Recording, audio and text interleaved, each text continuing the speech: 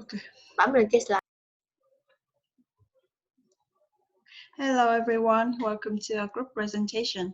As you know, every culture across the age has been defined by the concept of etiquette and accepted social interaction.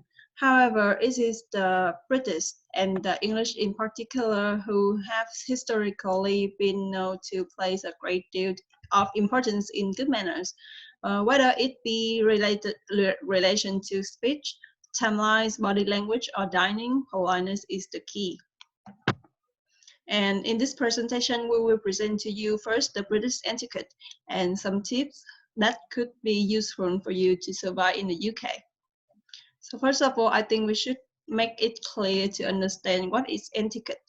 According to the Oxford English Dictionary definition, etiquette is the customary code of polite behavior in society or among members of a particular profession or group. So in British, rules of etiquette are usually unwritten and passed down from generation to generation. And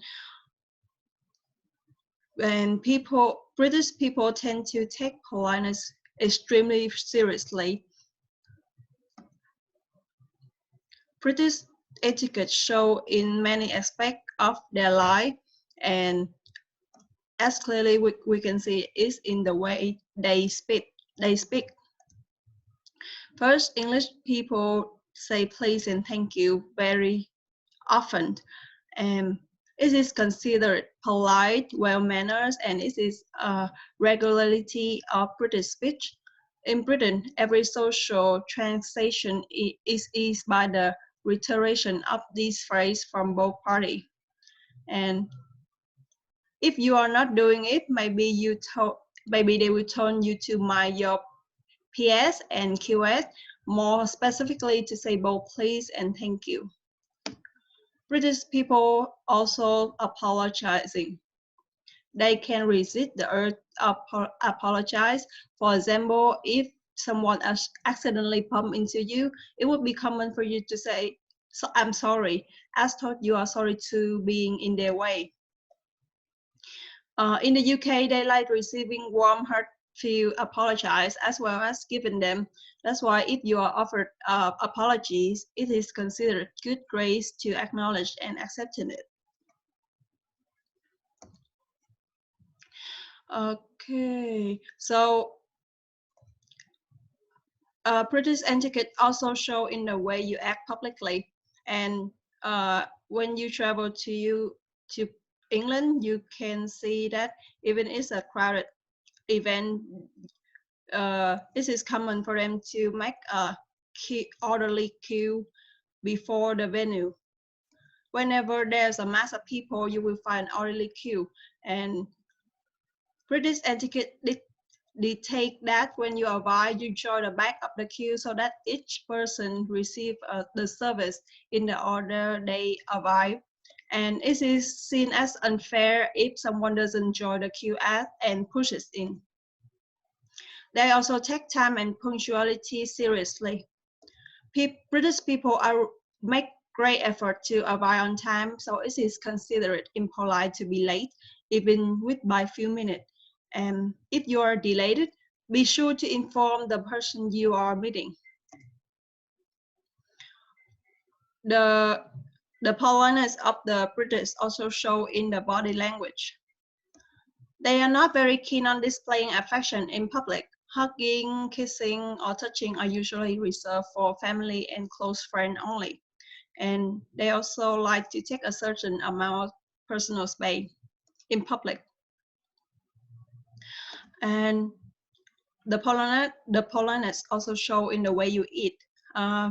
Like most of the Vietnamese family, the table manners in UK is very important. And to help you more comfortable in England dining table, here are some tips for you. First of all, unless your host instructs you to start eating immediately, wait until everyone has been served their food and start eating. If you're dining in a group, make sure to put others' needs before your own. Never talk while there is food in your mouth. And don't make too much noise. Make too much noise is considered strength. Take a small mouthful and keep your mouth closed whenever you chew. Eat slowly, eat quickly, or overeating make you appear greedy. And finally, you should wait until everyone has finished, or you are told to leave the table. Tea is the special feature in UK culture. So in the UK, tea is an integral part of everyday life, and you will be offered a cup of tea anywhere you go in the UK. Here are some tips on a polite way to drink tea in the UK. So as you can see from the infographic, here tea should be poured first and milk and sugar add afterward. If your tea is too hot you shouldn't blow it and just wait patiently for it to be cold. And remember, never slurp the tea. It's considered impolite. Now we will move on to the next part, which is when we'll introduce you some tips to survive in UK. Okay, like any other country, UK have its own set of cultural rules and typical customs.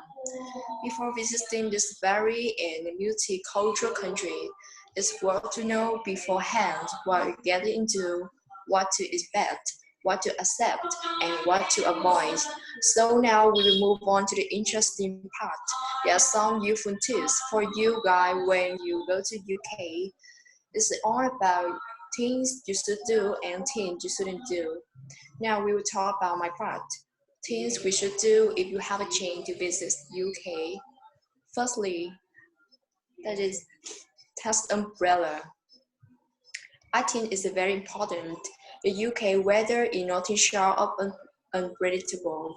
So make sure you've got an umbrella in case you catch in one Britain's famous dish. Secondly, great people you meet.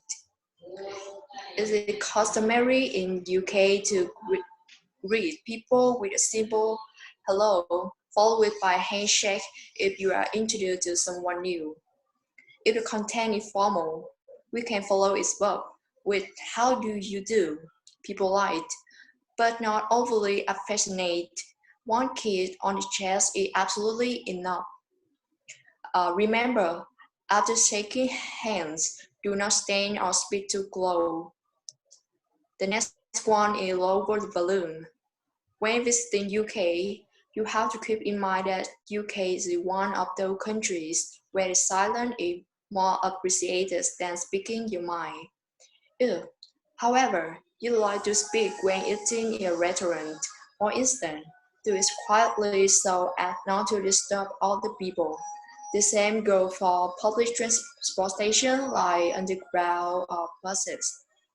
If you are a low person, you can be sure that everyone will hear what you say and give you a meaningful look. The next one is take your appointment seriously. Honestly, the British like to punctual and deep reference extend to anyone on the British soil. If your invitation say 5 p.m. sharp, you should arrive right on time. Plenty of people utilize drop-in any. But just to be on the safe side, you should actually call before visiting them at home. It is often polite to take a small gift, like a bouquet of flowers or chocolates. And the last one is speaking of tea. Speaking of tea, especially the British drink more tea in the entire world. Conservation over tea with a Britain can become scintillating. So go ahead and order a nice strong cuppa. After all, I hope you have some useful information for your UK trip. Next identity parts about things you shouldn't do. So, Win has just tell us about the do's in the UK. So now I will show you things that we should avoid when coming to Britain. The first one, don't start a conversation with a stranger. If you want to ask for directions, say sorry or both. It's perfectly fine, but try to make a small conversation to talk, especially on public transport, where people can hardly avoid. Then this is not to be appreciated. At the very most, British tend to respect other people's privacy. Number two, don't make any more than fleeting eye contact. There are some nations that enjoy physical contact and talking to strangers, and some that just really hate it. The US is a society where physical contact with a stranger is rare, but talking to them is totally acceptable. While in France, it is the other way around. However, in Britain, both those things are generally not cool at all. Number three, small talk. To be honest, when someone asks, "How are you?" or "All right," this is not a cue for you to tell them about your medical history and your feeling. British people don't care about how you really are. Nevertheless, asking someone "How are you?" is part of civilities and small talk in the UK. The correct answer to this question is "Fine, thanks. How are you?" Afterward, the British person will then guide the conversation onto another topic, such as the weather. Moreover, remember not to mention subjects such as politics, religion, and salaries in the British small talk. Number four, don't block the escalators. It is an unspoken rule in British society that the left-hand side of the escalator is reserved for those who are in a hurry. If you want to stand still, you should stay on the right-hand side. And the last one, don't refuse a cup of tea. Offering someone a cup of tea when they come to your house is, is a welcoming gesture. To refill the cup of tea tells your host that you do not feel welcome in their house and can be seen as rude. And that's all. If you have any comments, please uh, leave it below. And I hope that this tip and this new information we gave you is helpful. Thank you for listening. Thank you. Thank